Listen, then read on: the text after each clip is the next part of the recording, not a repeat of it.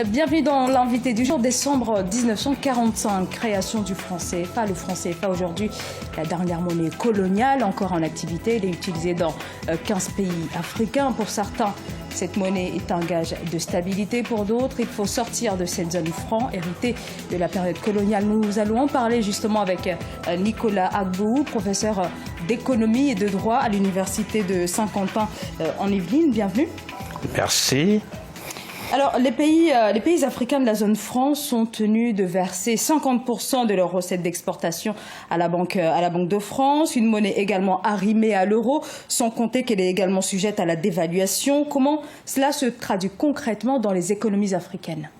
Bien, merci madame. Il faut déjà rappeler que avant que ce ne soit 50%, de 1945 jusqu'à 1973, eh bien, les Africains versaient 100%. 100% de leurs devises, c'est-à-dire quand ils vendent à l'extérieur, tout ce qu'ils gagnent comme argent qu'on appelle devise pour dire monnaie étrangère, eh bien, ils donnent ça à la France. Donc 100% jusqu'au choc pétrolier. Hein. Jusqu'à 1973. D'accord. Et de 1973 jusqu'à l'an 2005, précisément le 20 septembre 2005, ils ne versent que 65%. Et quelles sont les conséquences sur les économies? Et de 2005 jusqu'à la seconde où nous parlons, c'est 50%. Alors, les conséquences sont nombreuses. Une des conséquences majeures, c'est que les Africains sont dépouillés, sont privés de leurs recettes d'exportation, de leurs devises, c'est-à-dire la monnaie étrangère. Donc, du coup, par ce système, non seulement la France s'approprie de leurs devises, mais les Africains sont bloqués structurellement dans l'industrialisation de leurs économies. C'est-à-dire que pour que les pays africains puissent se développer, il faut qu'ils transforment leurs matières premières en des produits finis. Et ceci grâce à l'importation des biens d'équipement, que ce soit les machines, etc. Or, pour pouvoir acheter ces biens d'équipement, pour acheter ces machines, ce n'est pas avec le franc CFA. Exemple, s'ils ont vendu pour 1000 milliards de dollars aux Américains, logiquement, ils devraient posséder ces 1000 milliards de dollars. Et ils devaient les utiliser pour acheter des machines dont ils ont besoin pour développer leur pays. Or, de 1945 jusqu'à 1973, l'intégralité est donnée à la France. Du coup, donc, première conséquence, c'est qu'il y a un blocage de l'industrialisation des pays africains. Voilà pourquoi ils sont dans la pauvreté, parce que pour qu'un pays se développe, il faut que le pays soit industrialisé. Il n'existe pas sur la Terre un seul pays développé qui ne soit pas industrialisé. Alors, on va avancer un petit peu avec cette monnaie, une monnaie en phase donc avec les économies du continent, c'est ce qui est souhaité. Et cette monnaie est possible, on le voit bien avec le Naira au Nigeria, le shilling au Kenya, mais pour ces États qui sont des États anglophones, ça a supposé une remise en question de la gouvernance qui est passée par un renforcement. Est-ce qu'on peut espérer cela pour les États francophones? Oui.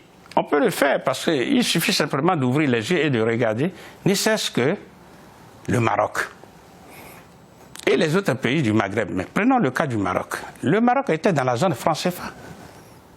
Le Maroc a quitté la zone franc CFA pour retrouver sa liberté, sa souveraineté monétaire. Aujourd'hui, qui achète par des pans entiers l'économie subsaharienne? C'est bien le Maroc.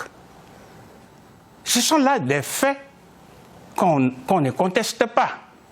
Donc le Maroc, sixième économie du continent, a su prouver que... Voilà. Donc ceux qui nous trouvent des vertus dans le franc CFA, en fait, ils ne font que défendre leurs propres petits intérêts. Parce qu'il n'y a pas, je dis bien et je pèse, il n'y a pas un seul avantage dans le franc CFA. Alors, parce que si tu vous parles de la stabilité, c'est quoi la stabilité? C'est pas la peine de se mentir. La stabilité d'une monnaie, ça veut dire que c'est le pouvoir d'achat qui est conservé. Or, aller dans les pays francophones, comme la Côte d'Ivoire, etc., eh bien, toutes les femmes sont en train de pleurer parce que la vie est trop chère, etc. Les prix augmentent, etc. Donc, nous disons froidement qu'il n'y a pas sur la terre un seul pays développé qui n'a pas de monnaie. Le franc CFA veut dire originellement, parce que c'est son nom, le franc des colonies françaises d'Afrique. C'est une monnaie qui a été créée par et pour les intérêts de la colonie. Ça a été créé par le général de Gaulle en 1945. Professeur Agbou, le président tchadien Idriss Déby Itno, parmi beaucoup d'autres, affiche depuis quelques années leur volonté de voir l'Afrique frapper sa propre monnaie. Mais est-ce que vous avez le sentiment que ses homologues, les homologues du président tchadien, partagent ce même objectif?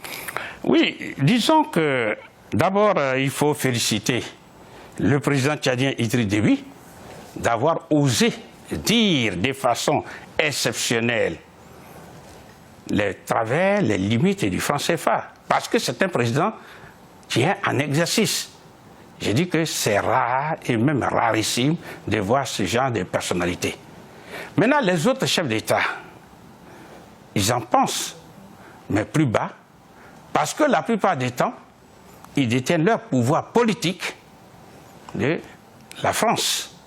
Donc quand vous êtes employeur, comme vous d'ailleurs, si vous êtes salarié, vous n'allez pas jusqu'à aller remettre en cause de façon ouverte votre patron.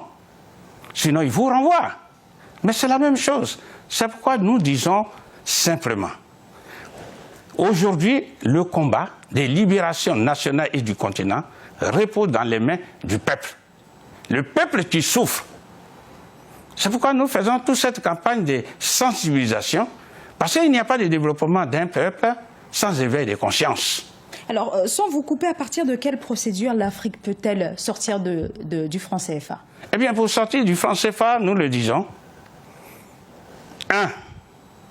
Il faut dénoncer, il faut rompre de façon unilatérale l'accord de coopération monétaire entre la France et les pays africains. C'est écrit dans les accords que celui qui ne se sent pas, celui qui pense que ses intérêts sont lésés, peut dénoncer de façon unilatérale, ça va tout seul. Il peut quitter. Alors justement, est-ce qu'on peut considérer aujourd'hui que l'avenir du franc CFA repose uniquement sur la seule volonté des Africains? Oui, effectivement. Alors, vous posez une question essentielle, donc je voudrais préciser pour dire, pour sortir de la zone franc CFA, il faut 8 secondes. Je dis bien 8 secondes individuellement et 2 minutes collectivement. Je m'explique. 8 secondes, le temps de signer simplement, parce que quand il est rentré dans la zone franc CFA, le président ou bien les présidents ou leurs représentants n'avaient que fait signer les papiers qui sont déjà tout faits. Donc sortir, ça demande... Ça demande 8 secondes individuellement et 8 fois 15, parce qu'ils sont 15, ça fait 120 secondes, c'est-à-dire 2 minutes. Ils ont fini de dénoncer le franc CFA et ils en sortent. C'est fini. Maintenant, la question, s'ils sortent de la zone franc CFA, autrement dit, s'ils disent non au franc CFA, eh bien, qu'est-ce qu'ils ont en place? Eh bien, ils vont créer en lieu et place, je n'ai pas dit individuellement, en lieu et place, ils vont créer une monnaie unique africaine, en abrégé la MUA, et ça prend 3 jours. Nous disons 3 jours, pourquoi? Parce que il suffit simplement, si aujourd'hui nous sommes mercredi, eh bien, tous, chacun et tous les 15 pays réunissent leur gouvernement individuellement et décident, disent, bon, nous voulons créer la monnaie unique africaine. Et cette décision est inscrite dans un projet de loi. Le mercredi, le jeudi, ce projet de loi est déposé au bureau de l'Assemblée nationale parce que la monnaie appartient toujours au peuple. Et on demande au peuple, à travers leurs représentants au Parlement, est-ce que vous voulez la monnaie du colon ou alors voulez-vous la monnaie du pays? Ils vont dire, nous voulons, on dit, le projet de loi est adopté. Ça, c'est le jeudi.